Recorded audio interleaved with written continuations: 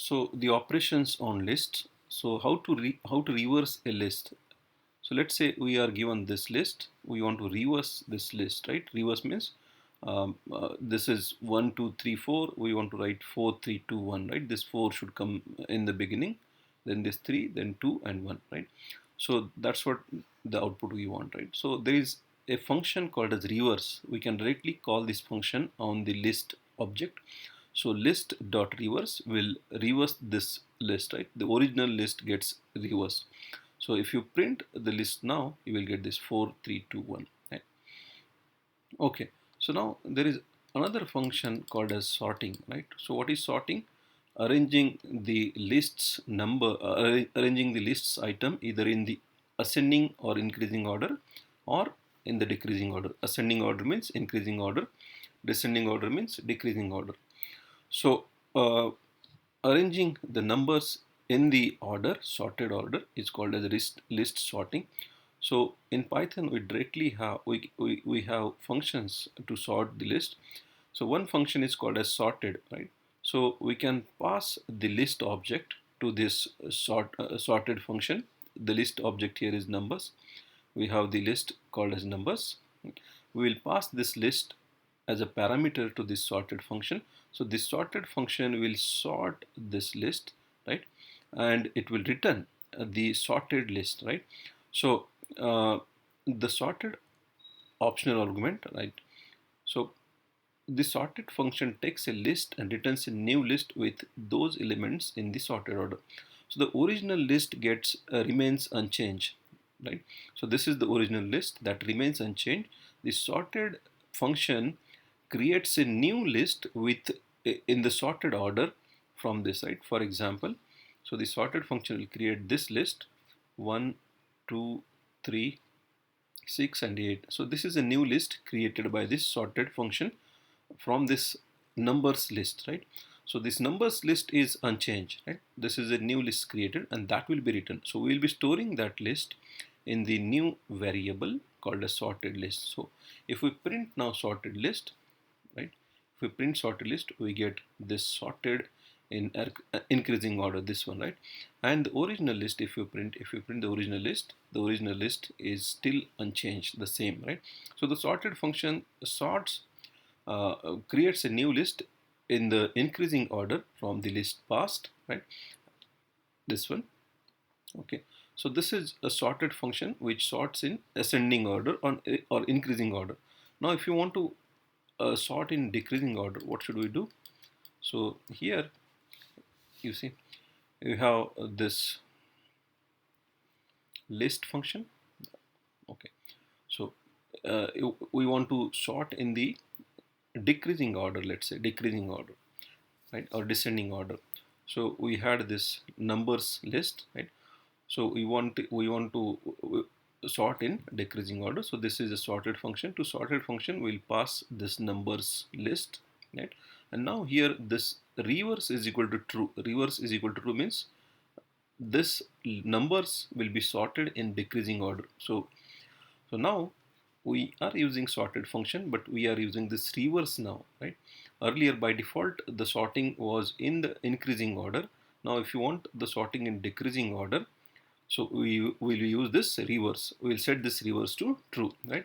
So now if you see this reverse list, this is in the sorted in descending order, and this is the original list which is unchanged. So this is original list which we are printing here, and the sorted in the decreasing order. Okay.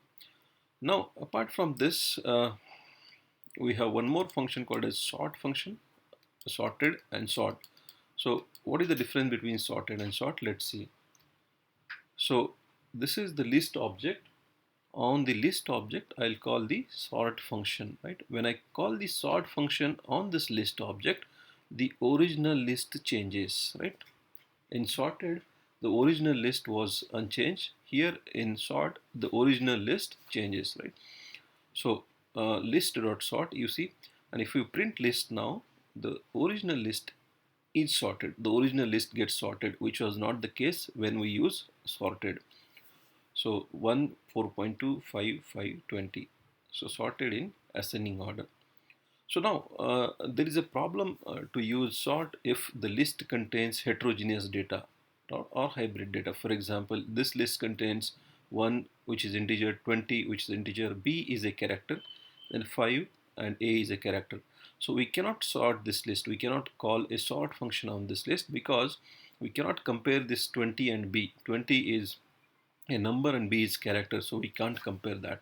So that's why this will throw an error. So that's why this will throw an error.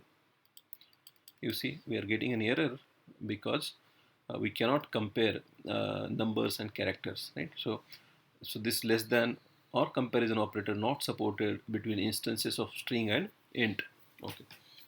So now the strings having multiple reference, so lists having multiple references. So let's say we have this list. This is the list 1, 2, 3, 4, and 5. This is a list, right? Now this list is referred by this LST, right? So LST is referring to actually this list is being referred by this. We also say that this LST is the name of the list, but actually this LST is referring to, its kind of reference or pointer to this object. This object list object gets created in memory, and this LST refers to that object, or LST points to that object. Okay, now when I say ABC, which is a new variable, we are assigning list to ABC. Whatever value of LST, that we are giving to ABC. LST is pointing to this list, so ABC will also point to the same list, right? Okay, so when I say ABC is equal to LST, ABC and LST are pointing to the same list. Okay.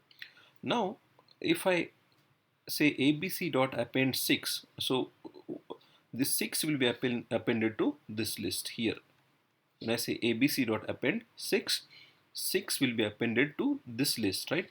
So because this ABC is referring to this list, so the 6 will be appended here.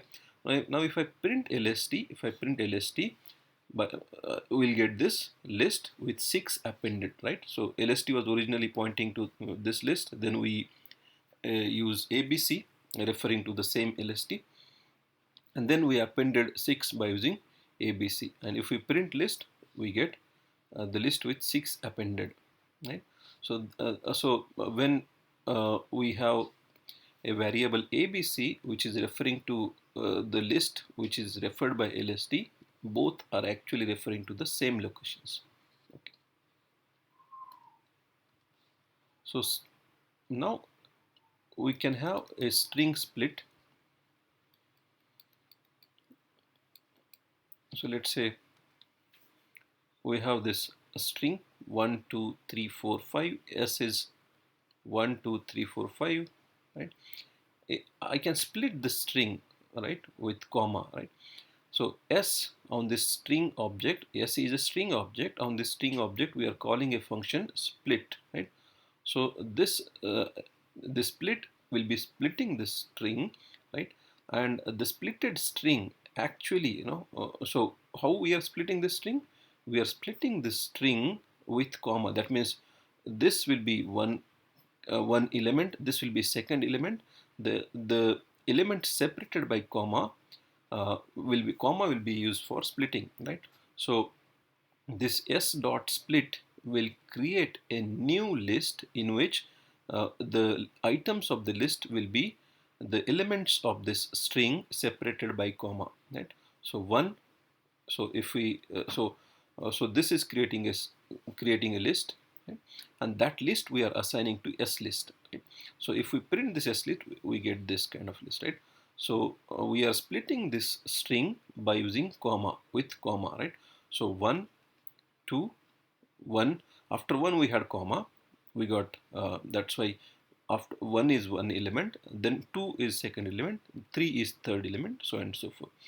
Okay, so now let's try to see this. Now if I remove this comma from here, right, and if I execute this, so 1, 2 will be one element now. You see, 1, 2 will be one element, right? So we are splitting this string S by using comma. The comma separated elements will be converted into items of a list. Okay. So now let's say we have this string. Yes, this is a course on data science. So we are splitting this string now by saying s dot split. Now we are not saying here how to split. Here we said we will be splitting by using comma, right? So here we are not specifying. By default the string will be splitted with a space, right? So now this string will be splitted based on spaces, right? So this becomes one item of the list, is becomes second item, a becomes third item, course become next item, so on and so forth. So this is actually splitting this string and making a list out of it, So if and that list we are assigning to split list, right? So if we print this split list, we get this list, right? So this, then we had a space here, so that's why this is one element and is another element, right? Okay, now let's come to the important topic or point called as list indexing, right? So now, as we have already discussed, list items has indices. For example, this first index of the list is called as zeroth index. Next index is called as index 1. So if I write it here, lst is equal to 1, 2, 3, 4. So this is zeroth index, first index, second, third, right? Now you can also start the indexing. Indexing is also from the end. That is called as negative indexing. The last element is always -1. The index of last element or last item in the list is always -1. This is -2. This is -3, -4, right? So when I say LST of 4, LST of 3, if I say LST of 3, I'll get this 4. How can I access the items of the list by using indices? So name of the list, that is LST. Okay. So name of the list is LST. Right?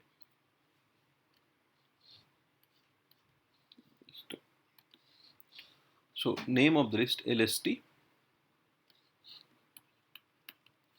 And then the index, that is, if we want to access the item on third index or third location, we'll say index LST of 3. LST of 3 will give me this 4, right? So LST of 2 will give me this 3, right? So I can also access the list items by using negative indices, right? When I say LST of -1, right? So that will give me 4, right? -1 is the index of last location, right? So, okay. So let's come to the next important topic called as list slicing, right? So what is list slicing? So accessing parts of segments is called as slicing. Accessing parts of segment is called as slicing, right? So this is the list which is named as numbers, right? Now when I say numbers, right? This, that is how we access parts of the list. Here we say starting, right? Here this is where we want to start and where we want to stop, right? This is colon, right? Starting point and stopping point, right? And then colon, right? By default, if you don't mention the starting point and stopping point, by default you are starting at 0 and ending at the last location, right? If you don't mention anything here, that means you are starting at location 0, and if you don't mention anything here, you are ending at the last location. So this, in fact, this will print the complete list, right? So complete list will be printed like this, you see. But if you want to start at location, let's say 1, or let's say if you want to start at location 0 and stop at location 4, right? So you can say that numbers, I want to start at location 0, right? And then I want to stop at location 4, right? So this will print the list from 0th location till location number 3. Actually, this is exclude this 4, right? 4th location will be excluded. If you write here 4, right? So 4th location will be excluded. That means you will start at 0 and go till 3 only, right? So this will give us the list from 0th location to location 3. That means we'll get 10, 20, 30. So this is location 0, 1, 2, 3, 4, 5, 6 and 7. So this will give us this list, right? That's the output. Okay. So the starting point, ending point, right? Now also we can specify this step size, right? So actually it's like this.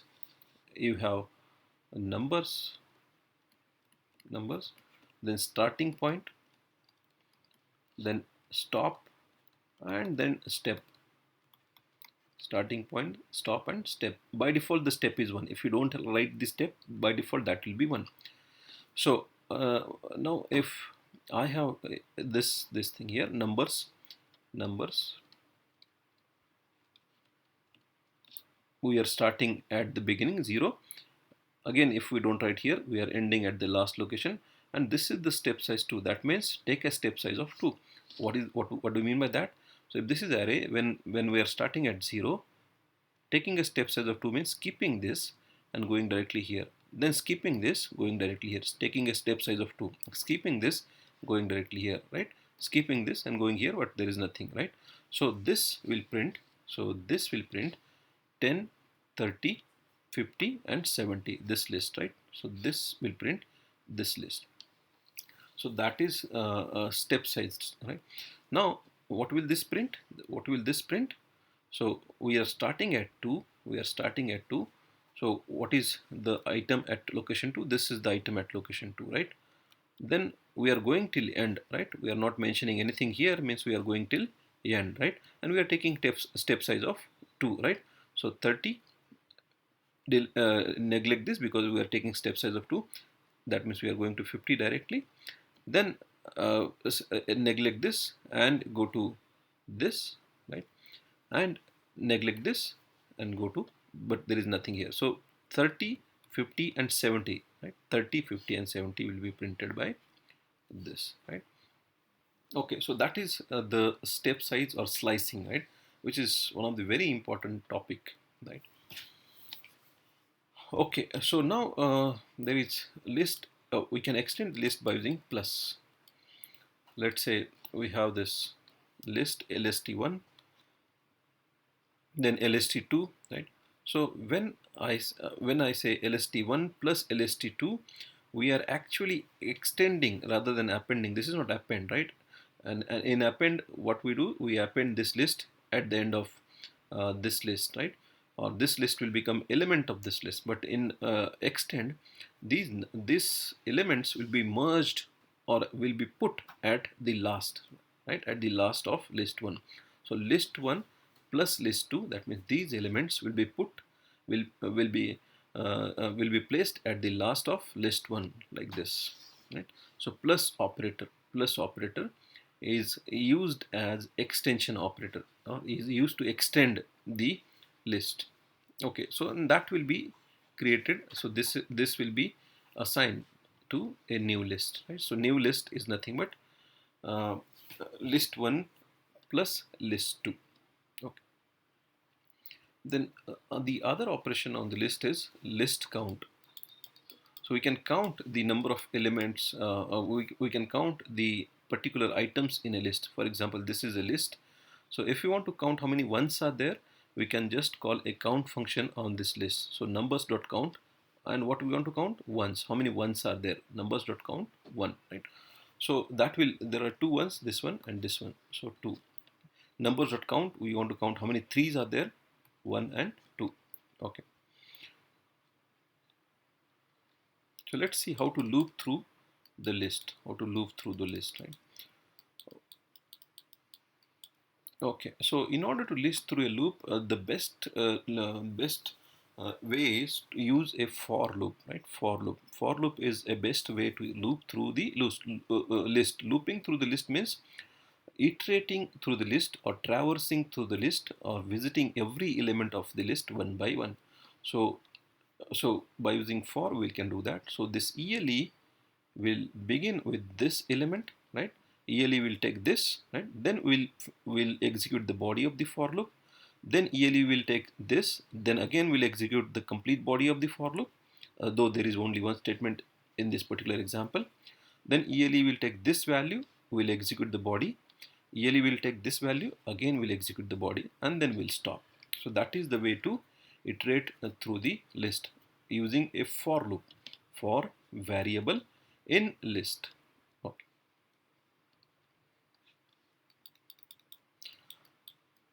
So list comprehension,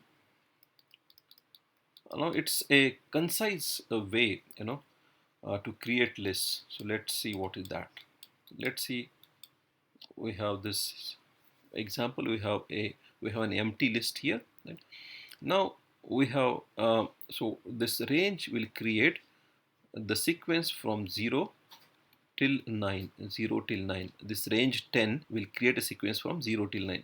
So we'll be iterating through that sequence, right? So I will be taking value 0, will execute the body, then I will take the value 1, then will execute the body. So I will be taking value till 9 and will be executing this body of for loop for each I. So when I is 0, what we are doing is we are computing square of I. This is I square, this is exponent, right? This symbol is double star is exponent, right? I's exponent is 2, I power 2, I power 2, right? 0 power 2 is 0, right? So we are appending this 0 to squares list. Squares is empty, right? So this squares is empty initially. So we are appending this 0, 0 gets appended. Then we go up, I takes next value, I1, right? So then we come inside the body of this for loop. So we compute one square and append that to this list, squares list. Squares is 0, squares contain 0. So now square will contain 0 and 1. Then we'll go up, right? Now I will take value 2, right? Again we'll compute 2 square. 2 square is 4. We'll append that to the squares list. Squares list contains 2 elements, so 4 will be appended, right? So on and so forth. So like 9 square, 81. So that's what we get, right? So this is squares list. Okay. And then if we print squares, you will get this list, right? Now this is one way to do this. Now by using list comprehension, something called as list comprehension, this entire code can be written in only one line. This entire for loop can be written in only one line. In fact, this including this also, right? So you see, we'll write this for here as it is, right? This is written as it is, and what action we want to take, for each I. See, we will iterate, through that sequence 0 to 9. That's what we'll write. That is compulsory, right? But what action we'll take, right? So this action will write here. This action will write here, right? So we'll be squaring I, right? We'll be squaring each I. So that we are writing here, right? So that can be anything. You will make I2 or make I double or whatever, right? This can be any arithmetic expression or what. And this can be any algebraic or arithmetic expression, right? So, but this is written here, and this action or this expression is written here, and then this is put inside this list. So this exactly produces this list, right? And that list is assigned to this squares. Here also we created this squares, and then if we print this, we'll get this list, right? So this is called as list comprehension, right? List comprehension. We are creating list in this fashion, right?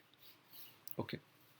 So there are other examples, but so if you see here, this is one more example of list comprehension, right? One more example of list comprehension here, if you see. Okay. So